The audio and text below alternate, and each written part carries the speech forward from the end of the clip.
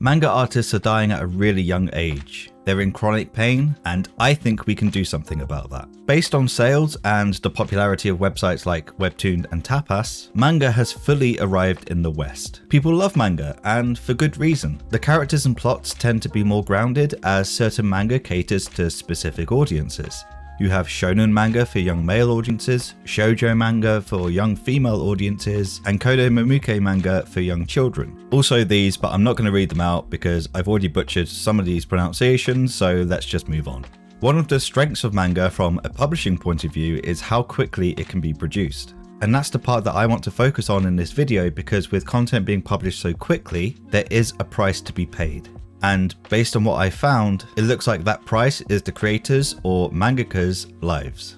Now, I'm not going to lie, this is probably going to be quite depressing. I'm also aware that I'm picking out a relatively small selection of mangaka who have died early. It doesn't necessarily mean that there is a cause and effect between being a manga artist and dying young, but it also doesn't mean that there isn't.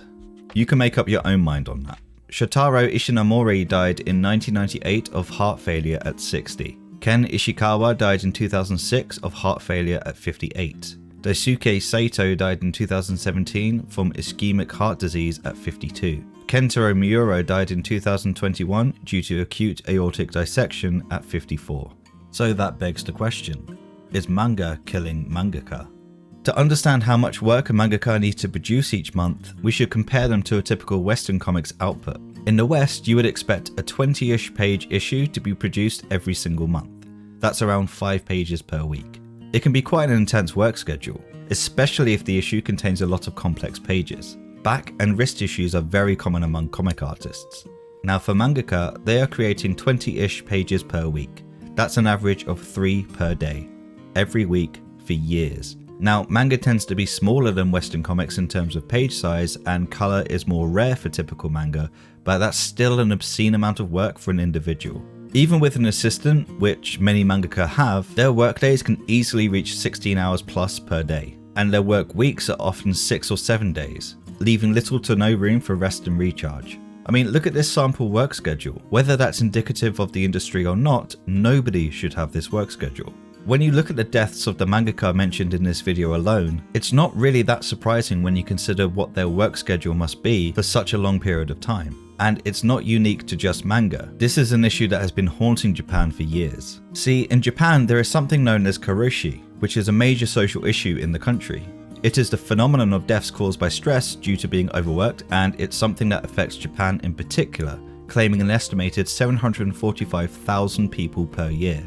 The Japanese are traditionally a very hard-working nation, although the government is slowly but surely changing the law to protect people from working too much. You can trace this culture back to 1854, when Japan finally stopped becoming an isolationist nation and opened its doors to the outside world.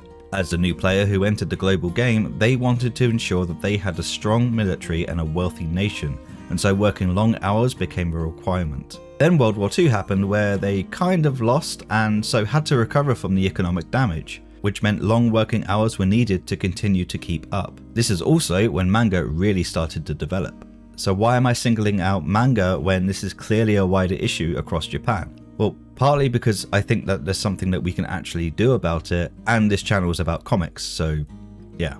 If you're ever in a position where you're annoyed that the next issue or chapter of your favourite manga, or comic in general for that matter, isn't out yet, then please consider the artist. Even though I have only picked out 4 artists compared to the thousands that are working today, that doesn't mean the remaining ones are all fighting fit. Many artists screw their bodies up trying to hit deadlines so much that they can no longer physically sit at a desk. Making comics or manga takes a lot of time and dedication, and it's only because of this horrible work culture that we've been able to receive our comics at the rate that we have. But maybe it's time for the manga industry to finally realise that artists cannot produce at this rate without a significant cost to their health, well-being or lives. For some, I'm sure it's worth it. But if we can ensure that we'll still be there to buy the books, read them and love them, regardless of how long it takes, then maybe they won't feel as pressured to continue to produce at this rate. They won't feel like ghosts in the shell, unable to separate the anxiety of production from their failing bodies and reduced life expectancy. Hopefully we'll see fewer deaths at such a young age in the future, particularly as technology becomes more accessible, like drawing tablets, which can speed production up. Hopefully these great creators are given more time off to rest, recharge and spend time with their loved ones. and hopefully that's not a privilege for the superstars, but a right for everyone. If we truly love the medium of comics and manga, to me they're the same thing, we should do what we can to take care of those responsible for creating the books that we love. So go to bat for mangaka and comic creators in general, because their lives may depend on it. And now I'll hop off my soapbox. Thanks for watching, sorry if I butchered any pronunciations, and as always, have fun drawing.